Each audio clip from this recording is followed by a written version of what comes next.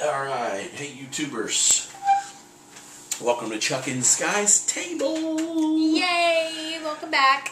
We tried to do this video earlier and it was so long because we have a lot of information and we had too much fun. We had too much fun with each other during the video, so let's be serious. No. Here we go. Step 1. Now, here we go. I want to talk about survival mode. That's all this video is going to be about. Yes. Survival mode. Because a lot of people are so flat broke. Mm-hmm. They're like, oh, how in the world do I get from A to B because I'm out of money There's by not the enough 9th of the month. Or the paycheck goes to a few things and then they have no money, so we need to make sure those few things are the absolute necessities. Yeah. So survival mode. Let's talk about survival mode. Yes. We've been in survival mode before. Yes. About every time we have a baby. When I don't know, Reagan wasn't that bad. No, but the other three were like survival mode when the baby was born. Yeah.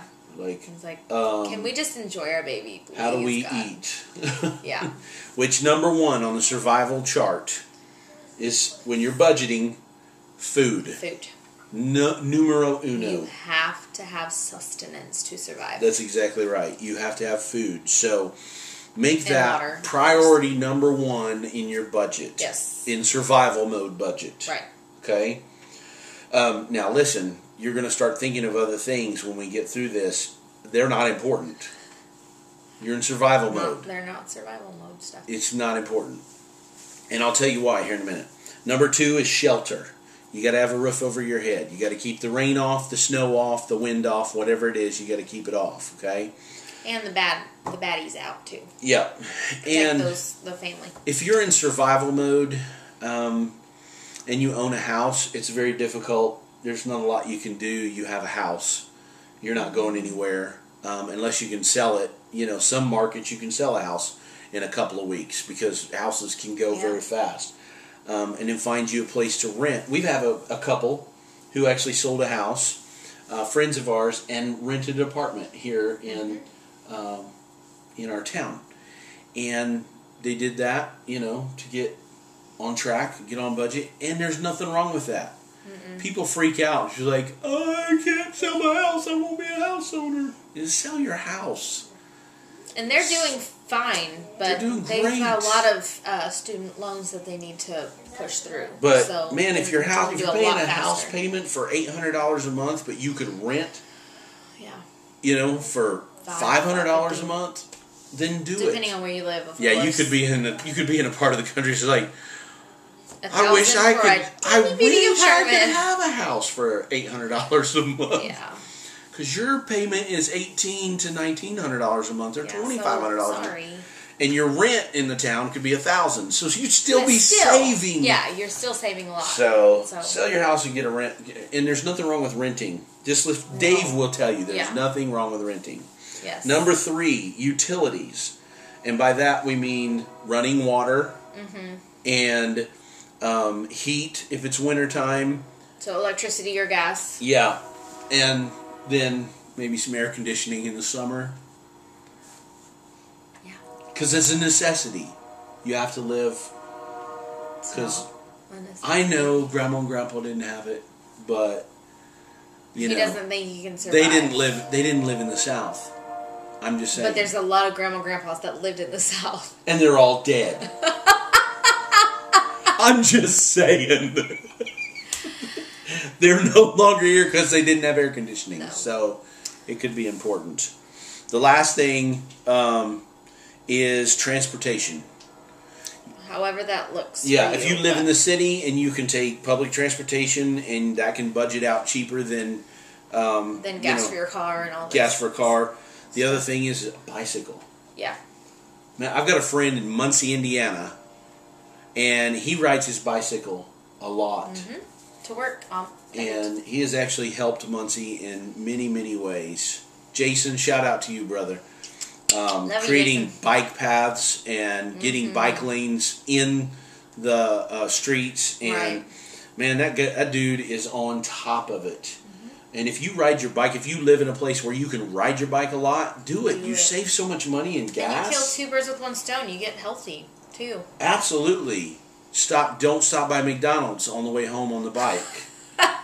I'm just saying. If you just like when I took a jog to McDonald's and ate my breakfast and then jogged back home. Yeah, we live in the South and we have a Brahms. Don't stop. Just keep going. All right? So, the other thing for transportation is if you have transportation, you have your own car, gas. These aren't just... Oh, well, gas, yeah. Gas is an absolute necessity. Right, to get anywhere. And some people may not think... When I was younger, I didn't think insurance was a necessity, but I'm telling you right now, insurance is a necessity. Because then if you get caught, then you have insurance and a ticket on top of it. So. You'd be in trouble. Plus... Serious. And most of you aren't as good as I was at calling the DA's offices and saying, hey, I need some help on this here. Can you help me out? Because I was in sales, so I just it never intimidated me to... And sometimes I'd call the police officer, too. After I'd get the ticket, the next day, I'd call him back on the phone. And he'd be like, hey, I want to really apologize for the situation I was in yesterday. And I would work it out. Most of them would just send me to the DA then after that. And then I have to call the DA anyway, so. So, you would just get out of your ticket, you mean? Yeah.